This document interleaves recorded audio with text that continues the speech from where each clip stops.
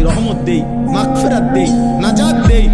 এক একটা নেকিকে আমি 70 গুণ না শুধু হাজার লক্ষ কোটি গুণ নেকি বাড়ায়া দেই। এত কিছু দিয়ে আমি চেয়েছি যেন আমার বান্দা জান্নাতি হয়, মুত্তাকি হয়। তুমি বান্দা কদর করো। আর যদি কোনোভাবেই কদর না করে তো শেষ কথা হলো, মনে রাখবেন রমজানকে যে কদর করে না, রমজানেও যে গুনাহ করে, রমজানেও যে জাহান্নাম থেকে বাঁচার চেষ্টা করে না, রমজানেও যে জান্নাতের আমল করার চেষ্টা করে না, ভাই আমার, ছেলেরা আমার, বাবা আমার, পর্দার আড়ালের মা বোন আমার, সবাইকে এই শেষ কথা বলি।